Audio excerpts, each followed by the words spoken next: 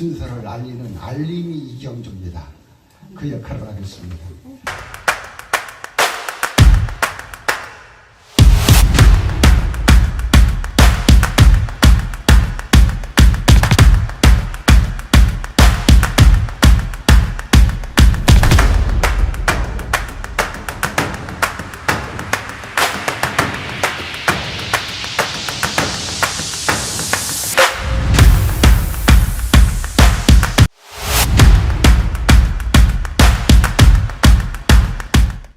그 소통을 디자인하다라는 그 책의 북콘서트 개최를 축하드리겠습니다. 베스트셀러가 오신다고 우리 장수익 선배님께서 꼭 와야 된다고 이렇게 강압이 못해서 일단 왔습니다. 예, 멀리서. 시장님 말씀도 굉장히 잘하시네요, 그죠? 그러니까 책 한번 만져보세요. 자, 감사하니 좋습니다. 진행적인 거의 가져가기 딱 좋아. 단체 사진. 얘기 끝난다. 단체 사진. 이 책은요, 나와주시죠. 저자살 선생님인데요. 여기에 지금 물이 흐르는 거예요. 소통해가지고 이 파란색이 물이 흘러서 소통을 한다. 소통을 한다는 건 모든 것을 정화시키는 의미거든요. 그래서 이렇게 아주 유명한 디자이너한테 책 표지를 바뀌었어요. 대박 난다고 했거든요. 나인이라고 해야 돼? 나인? 나는 저기 애니어그램이라는 이제 성격력 분석 도구예요. 그 9의 이제 신비 숫자예요. 우리는 9가지를 하고 10으로 달려가기 위해서 열심히 살거든요. 그 아주 신비한 숫자예요. 그래서 그런 성격도 여기에 잘 담겨져 있습니다. 9가지 성격이 나오는데 시장님도 이 중에 한 가지 성격이 나온 거예요. 우리 앉은 김에 여쭤볼까요? 시장님 성격이 좀 어떠세요? 아주 복합적인데 뭐라고 말씀드려야 될까요? 한번 판단해 주십시오. 제가 MBTI로 보면은 이제 내향이냐 외향이냐 이제 8가지 엘리먼트를 가지고 성격을 구분하거든요. 네, 성격이 내향이세요, 외향이세요? 내향적이면서도 외향적인. 좋습니다. 그다음에 그런 시장님 그러면 성격이 감정적이세요, 생각이 많으세요, 분석적이세요? 조금 분석적인 부분이 있죠. 그러면 뭐죠, 여러분? T에 해당합니다. 예, 시장님 굉장히 인식적으로 직감적이세요, 아니면은 이렇게 꼼꼼하게 주도 면밀한 편이세요? 조금은 꼼꼼한 부분이 있죠. 치밀한 부분, 그 논리적인 부분. 네, 결론 내리겠습니다. 시장님 성격은 그렇게 빨리 결론을 내리는 네. 좋은 성격입니다. 감사합니다. 고맙습니다. 기름 차가 얼른 나오시고 한껏 얼굴 비춰주십시오. 멋진 얼굴들. 김한래 작가님 함께 나오십시오.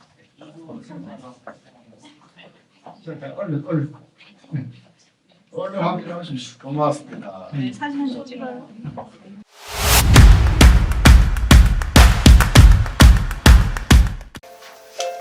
제주 바다는 소리쳐 올 때 아름답다. 김순일. 맨살의 얼굴로 제주 바다는 소리쳐 올 때 아름답다.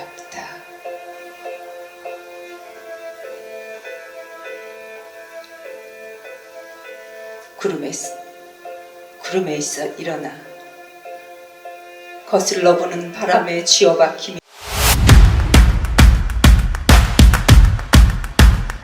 이거는 이제 사람이 더 중요한가 봐요.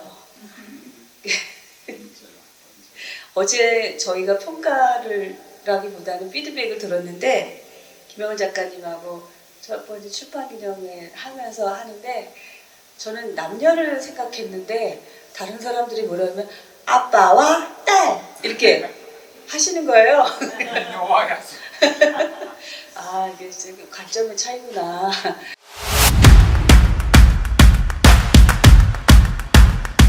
작가님은 여러분 다 아시죠? 총각내 야채가게 읽어보신 분. 네. 총각내 야채가게라는 책을 사신 분. 아, 대단하십니다. 예, 교장 선생님 사셨죠? 예. 총각내 야채가게 30만 부 베스트셀러 작가입니다. 그 당시 몇 년 전이죠? 30년 전에 30만 부면요. 지금처럼 SNS가 그렇게 확장되지 않고 4차 산업혁명 시대 전에 30만 부면 지금의 100만 밀리언셀러나 다름없어요. 아, 근데 그러니까는 두 집 중에 한 집은 이게 꽂혔다라는 얘기죠. 그러니까는 선배님이시고 베스트셀러 작가를 역임하셨고요. AI와 주역으로 저를 만나기 전에 이제 책을 또 한 권 쓰셨어요. AI하고 주역, 동양 철학의 주역을 같이 쓰셨어요. 그래서 그걸로 이제 좀 이렇게 컨텐츠를 만드셨다가 이제 소통을 디자인하기까지 만들었고요. 몇 년생인지는 안 물어보겠어요. 뭐 48년생입니다. 그게 지금 뭐 77세 이제 하다 보면은 78세. 뭐 거의 이제 뭐 80 눈앞에 왔죠.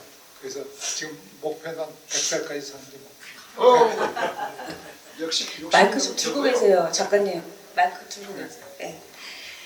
아, 48년생이면 진짜 저희 친정 아빠예요. 예. 아, 그 창조 스티브 잡스의 창조 마케팅, 창조 카리스마. 그다음에 스타벅스 감성 마케팅 뭐 이런 책들을 쓰셨고 소통 상담가, 그다음에 글을 쓰셨고 그리고 이제 대학 교수도 하셨고요. 그다음에 커피 농장 주인도 하셨어요. 네, 그건 뭐 폭삭망했습니다.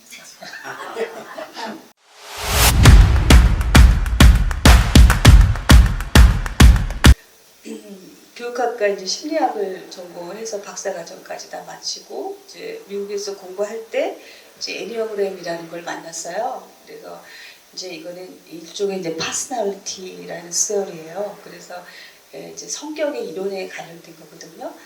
그때 이제 제가 미국에서 한국에 왔을 때 국내 1호라는 성격 전문가라는 이제 그 제목으로 제가 이제 활동을 하기 시작했어요. 그래서 그때가 그러니까 지금으로부터 한 17, 8년 된 것 같아요.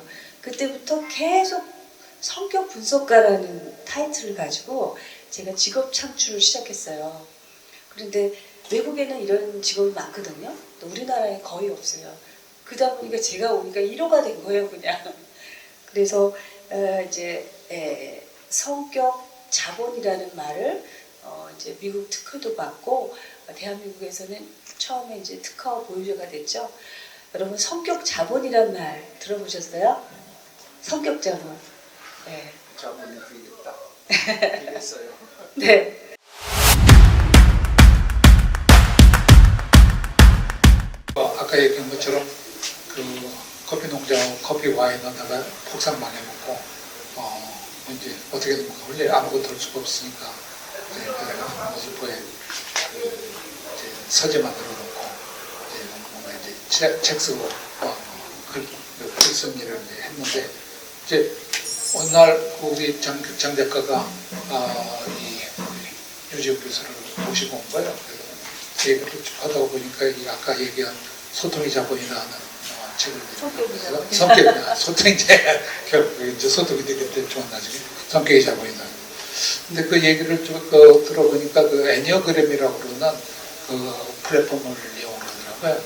그러니까 우리가 이제 많은 일을 하면서 너무 그냥 자기 개인적인 이야기로 이렇게 해나가는 것은 좀 설득력이 떨어지거든요. 그런데 그 애니어그램이라는 그 플랫폼은 상당히 오랫동안 그 일종의 성격에 대한 데이터베이스를 갖고 있고 하나의 그 툴을 이렇게 갖고 있더라고요. 그래서 그 9가지만 성격 유형으로 해가지고 결국 그 얘기는 뭐냐면 성격과 그 퍼스널리티에 대한 데이터베이스라는 얘기거든요. 그거를 이제 어떻게 잘 활용을 할 수 있느냐 하는 기법인데 그거를 쭉 얘기를 듣다가 보니까 너무 좋은데 이게 한계가 그 자기 개인에 대한 것만 이렇게 되어 있더라고요. 그러니까 어떤 자기를 더보다 심화시키고 자아실현으로 해서 올라가고 뭐 이런 거에서 그건 굉장히 좋다. 그런데 이 좋은 툴을 가지고 뭔가 좀 더 유용하게 쓸 수 있는 방법이 없을까? 이제 그런 생각을 하게 된 거죠.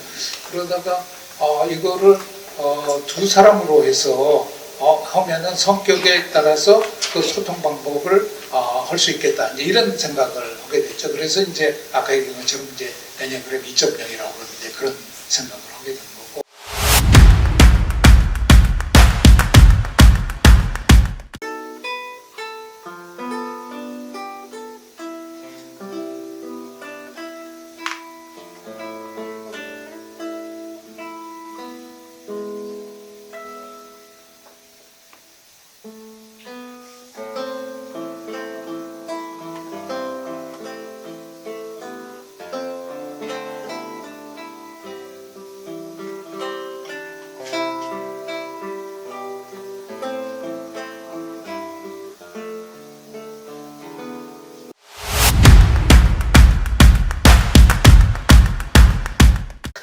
그러니까 그런 어떤 애니어그램이라고 그러는 빅데이터와 그 다음에 그 주역이라고 그러는 빅데이터를 결합을 시키면은 그 어떤 특성 분석도 되고 예측도 가능하겠다 이런 생각을 한 거죠. 그랬더니 이게 진짜 놀라웠게 예측을 해주는 겁니다. 그러니까 어떤 그 갈등이 뭐 있다 이거가 중요한 게 아니라 그거를 어떻게 해소할 수 있느냐 하는 거를 AI가 이제 역할을 해주게 되는 거죠. 그리고 객관적으로 해주는 거고 그 주역과 애니어그램의 DB를 활용을 해서 그 사람의 개개인에 맞는 그런 어떤 맞춤 솔루션을 제시해 주니까 이게 뭐 아주 굉장히 설득력이 있고 좋은 것 같다. 이렇게 이제 내가 이제 유비스한테 얘기를 해가지고 이걸 해서 그럼 책으로 쓰자. 이렇게 해서 이제 나오게 된 겁니다.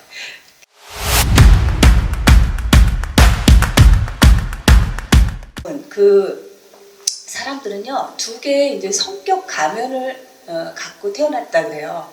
예. 여러분들은 지금 문인으로서 시인으로서 그리고 연주자로서의 어떤 그런 파르소나잖아요. 그게 이제 본질일 수도 있고 가면일 수도 있는데 그걸 가지고 있어요. 근데 집에 들어와서도 막 이 풀로 막 우아하게 막 이런 모습으로 막 있으면 어떻게 해요? 밥 먹자 밥 먹어 이렇게 하잖아요. 근데 이 파르소나가요 적당히 두 개를 잘 가지고 활용하면 되는데 제가 이제 딱 20년 직장 생활을 했었는데 직장 생활하는 20년 중에 15년을 제가 군인 회사에 있었어요. 근데 우리 군인들은요 뭐냐면 일상의 소통이 명령이었어요. 그래서 제가 이제 부하 직원인데 보면은 유과장 밥 먹어 안 먹어 이렇게 묻고요. 그리고 가 안 가 이렇게 되게 단도직입적으로 내가 이 회사를 다닐 수 있을까 도대체 그렇게 매일 고민하고 살았는데 내면을 알고 나왔고 그 다음에 그 군인들이 가지고 있는 그 뭐랄까 그 배경들을 알고 나서 제가 많이 이해하게 됐고 회사를 퇴직하고 나서 이제 제 삶을 찾아서 공부하기 시작했는데 그때도 이해가 안 돼서 제가 공부를 했어요. 군인들은 왜 이렇게 단답형으로 말을 할까? 모두가 그런 건 아니지만 나중에 알고 봤더니 전쟁 위기에서 살아남기 위해서는 말도 줄여야 되고 그런 아주 절체절명의 어떤 그런 긴박한 위기의식을 갖고 살더라고요. 그때 알았어요. 이해하게 됐어요.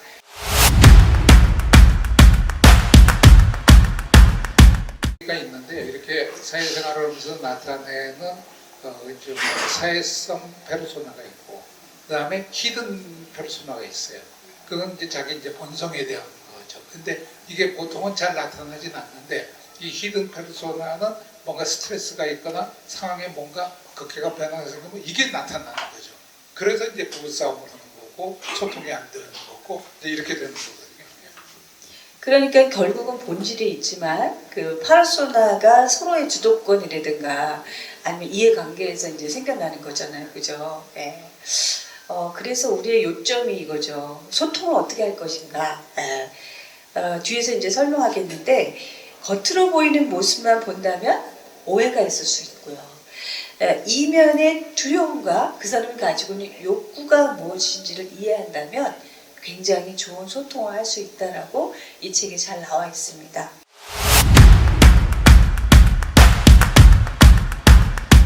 이제 사회에서 쓰는 가면이 있고요. 그다음에 여자친구를 만나거나 좋아하는 사람 만났을 때 또 잘 보고 싶어서 또 가면을 써요. 나는 친절한 사람이야. 나는 따뜻한 사람이야. 그러니까 우리 사이좋게 지내자. 이렇게 가면을 2번째 씁니다. 그 다음에 또 뭐예요? 내가 누군가에게 뭔가를 원할 때 아주 강력한 또 페르소나를 써요. 문제는 이 페르소나를요 너무 많이 쓰는 게 문제예요. 그래서 이때 일어나는 게 뭐냐면 성격의 왜곡이에요. 성격의 왜곡이라는 거는 내가 가지고 있는 성격이 뭐예요? 지금 화내는 내가 진짜라고 믿는 거죠. 근데 나는 원래 뭐예요? 난 되게 시를 읽고 행복하고 부드러운 사람이거든요. 그럼 이 성격이 왜 이 성격을 갖게 됐을까? 라는 이제 질문을 할 수 있게 되는 거죠. 그래서 파르소나라는 거는 이제 만들어진 거고, 어떻게 따져보면 이제 에센스, 그리스 용어로 이제 그리스에서 유래되는 어떤 이제 전통적인 말로 의한다면은 그것 또한 나 자신이라 그래요. 그래서 우리가 시를 쓸 때 어떤 그 메타포에다가 거기다 나를 담잖아요, 그죠? 나를 담고 그리고 다른 사람도 시를 읽으면서 또 담잖아요.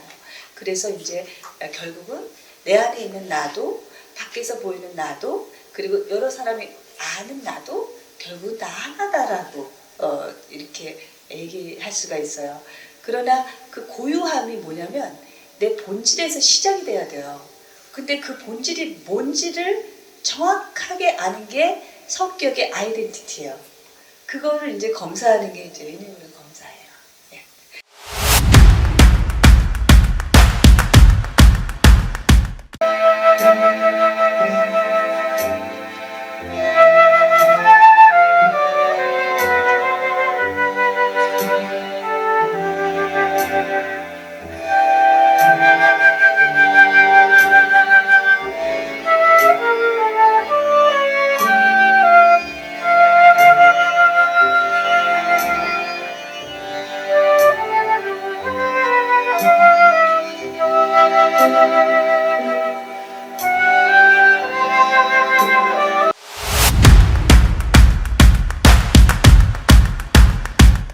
시대 유형이하고 딱 비교를 해보신 거예요.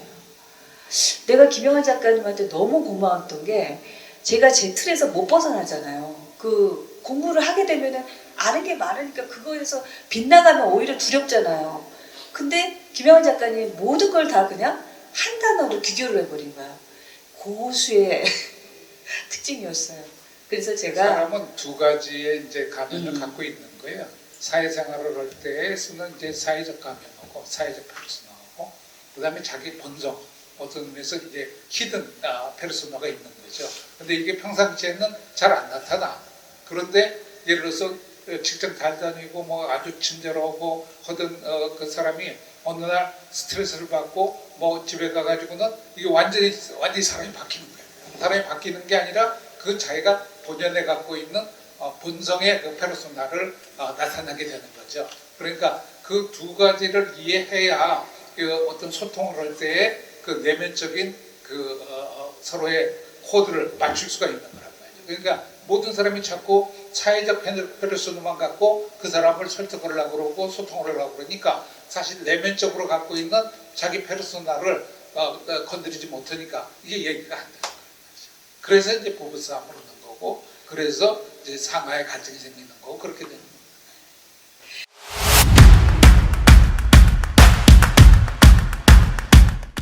그러니까 정신과예요. 서울대 조성준 박사라고 유명한 이제 정신과 의사이신데 그분하고 이제 그 아로 정신건강의학과에 저는 상담센터장을 했어요. 그래서 2 사람이 이제 그 정신과 의사가 약 처방을 하고 저는 이제 상담을 하고 이렇게 해가지고 이제 환자를 치료를 했는데 사실 말을 안 할 때는 다 이유가 있어요. 그러니까 말을 안 하게 된 그 입에 자꾸를 채우게 된 이유가 있어요. 그래서 이때 필요한 게 뭐냐면은 분위기 조성과 그리고 질문을 해줘야 돼요. 그러니까 물어봐 주는 거죠. 어떤 사람이 막 이상한 행동을 하거나 어떤 사람이 말을 안 하고 가만히 있어요. 예. 그러면 너는 왜 말을 안 하니가 아니라 네가 입을 닫게 된 이유에 대해서 우리 얘기해 볼까? 이런 이제 접근인 거죠. 물어보질 않아요. 우리가 고객을 만날 때도 마찬가지예요. 왜 고객이 화가 났는지 물어보질 않아. 고객이 화난 이유가 있잖아요, 그죠? 남편하고도 뭐 부부 관계도 마찬가지로 물어보면 그 얘기를 하면서 내가 왜 이랬을까라는 걸 찾아가게 돼 있어요. 우리 인간은 이제 그 관성이 돌아오게 돼 있거든요. 예. 저는 선한 사람이 있다고 봐요. 성선설을 믿어요.